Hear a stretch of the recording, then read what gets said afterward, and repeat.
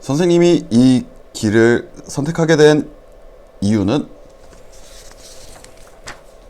이라고 지금 B예대 20학번 제2모 학생이 선생님한테 질문을 해주셨는데, 선생님은 사실 비보이가 되게 좋았어요. 2000년대 초반부터 비보이에 대한 팬심? 그게 굉장히 컸는데, 왜 그랬냐면 선생님이 초등학교 때 왕따를 당했었거든요. 왕따를 당하면서 그때 막연하게 선생님은 이제 선생님 과외 선생님이 선생님한테 그런 얘기를 하더라고요. 그러니까 가장 갖고 싶은 게 뭐냐, 생일 선물로 주겠다 라고 했는데, 이제 선생님이 진짜 그때 되게 순수했었던 게 친구를 갖고 싶다고 그랬어요. 그랬을 때 그 선생님, 과외 선생님이 이제 답을 못 주니까 그냥 문화상품권 하나 주셨는데, 그걸로 힙합이라는 만화책을 사게 된 게 선생님한테 이제 굉장히 엄청나게 큰 작용을 했고, 그로 인해 가지고 왕따를 극복하게 됐죠. 그리고 재밌는 게 뭐냐면 선생님이 몸이 비루해가지고 비보이가 안 되더라고요. 그래서 아, 그래도 저 사람들이 참 좋고 저 사람들을 계속 지켜봤으면 좋겠다라는 생각에 공연 기획이라는 분야를 알게 됐고, 그 당시에는 정리가 잘 안 돼 있었어가지고 그냥 막연하게 찾아보고 진행 요원 일하고 하다 보니까 회사에 들어가게 되고, 그리고 이쪽 일을 계속 하게 되는 거네요.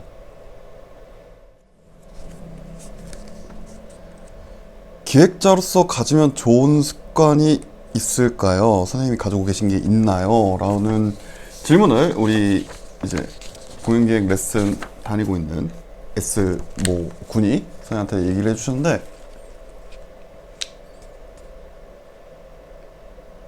사생활은 편하게, 일은 빡세게? 라고 장난식으로 얘기를 했었는데, 근데 조금 더 디테일하게 얘기하자면 공과 사를 구분을 확실히 해야 돼요. 예전에는 저도 이제 연예인들이랑 뭐 좀 유명한 사람들이랑 막 친해지고 싶고 막 그러고 싶었는데,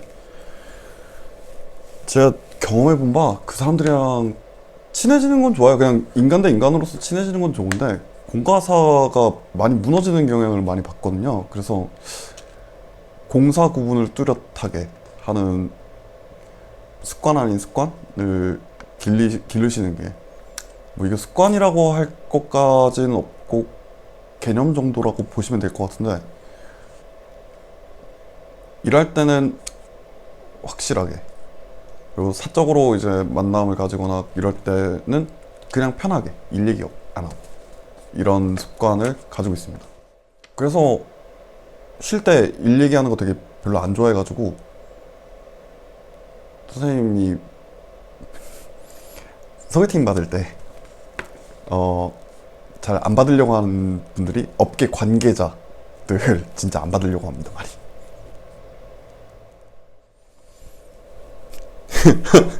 저녁 뭐 드실 거예요? 이거 어제 받은 건데요. 선생님 어제 마파두부덮밥을 저녁으로 먹었고요. 오늘도 아마 마파두부덮밥을 먹지 않을까 싶습니다. 하나 꽂히면 그것만 먹어요.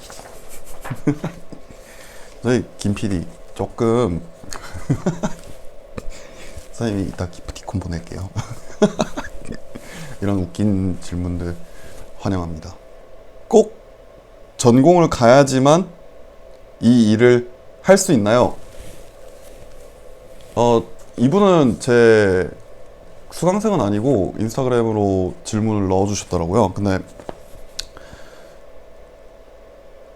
꼭 연극영화과를 가야지만 배우가 되는 건 아니고, 꼭 실용음악과를 가야지만 가수가 되는 건 아니잖아요. 이 일도 마찬가지예요. 그리고 아직까지는 비전공자 비율이 훨씬 높은 게 사실이에요. 그렇기 때문에 그런 한계를 두고 싶지는 않아요. 다만 민간이든 그런 전문 교육기관이건 선택해서 교육은 받으시는 걸 좀 권장합니다. 한 몇 년 전까지만 하더라도 교육을 안 받더라도 사실 투입하기가 쉬웠는데 요즘은 투입하기가 좀 만만치가 않더라고요. 이 이유를 설명해 드리자면 취업난이 좀 크게 도래하니까 이 친구들이 자기가 이때까지 이제 하고 싶어 했던 일이 아님에도 불구하고 무조건 지원을 하더라고요. 그래서 비전공자에다가 이쪽 관련된 일을 안 한 친구들을 업계에 투입시키다 보니까 발생되는 부작용들이 굉장히 좀 심했어요. 몇 년간, 지난 몇 년간. 그러다 보니까 뭐 그런 여파로 인해서 전공자들이 또 많아진 것도 있지만, 그로 인해서 이런 교육이라던가 이런 걸 안 받은 친구들에 대한 좀 호감도가 굉장히 많이 떨어졌죠. 그래서 어떻게든 교육을 받으시는 건 좀 추천드리고요. 이걸 이제 그런 대학교 같은 전문 교육기관이나 아니면 선생님처럼 이제 민간에서 이제 가르치는 사람들한테 배우건, 이건 선택입니다. 뭐 전공을 가시더라도 저한테 입시 레슨 들으시면 더 좋고요. 뭐 어쨌든 이거는 선택이라는 점 말씀드리도록 하겠습니다. 이쪽이라는 사람은 언제 쉬나요? 쉬는 날 쌤은 뭐 하세요? 그 많이 편견이 있는데, 이쪽이라는 사람들은 주말에 못 쉬어라고 하면 1년 365일 주말마다 일하는 줄 아는데 또 그렇지도 않아요. 그러니까 주말에 쉴 때도 있고요. 근데 주말에 만약에 일을 하게 된다 그러면 그 주말 수당 같은 것도 받고, 대체적으로 근데 한 몇 년 전까지만 하더라도 월요일 날 쉬는 게 좀 일반적이었는데 요즘 월요일 날 쉬지도 않아요. 선생님 같은 경우에는 월요일 날 휴무입니다. 스틸요백은 공식적으로 월요일 날 휴무인데 요즘 그 보충을 좀 많이 해줘가지고 월요일 날 쉬지도 못하네요. 아무튼 진짜 쉬는 날 쌤은 뭐 하시나요? 이거는 전체적인 공연기획자들이 약간 반반인데, 어떤 부류들은 이제 쉬는 그 타이밍에도 공연을 보러 가는 친구들이 있어요. 근데 대체적으로 자기네가 하는 장르의 비슷한 유사한 공연들을 보러 가는 친구들은 공부하러 가는 거죠. 또는 이제 레퍼런스 같은 걸 이제 참고하고. 그리고 그런 부류들 중에서 또 다른 공연을 보러 가는 친구들은 진짜 공연을 정말 보러 가고 싶은 친구들, 그런 친구들이 있고, 선생님한테 일 가르쳐 주신 분 같은 경우에도 이쪽에 속하시죠. 그리고 선생님 같은 경우에는 좀 다른 부류인데, 이제 선생님은 쉴 때 그냥 집에 박혀 있습니다. 집에서 막 건담 만들거나 또는 DJ 하거나 이러는데, 선생님은 어느 순간부터 이제 이 공연 제작이라든가 무대 제작이라든가 이런 것들을 일로 생각했던 사람이었기 때문에 쉬는 날까지 내가 남들 일하는 거 보러 가야 되나라는 마인드가 좀 있어요.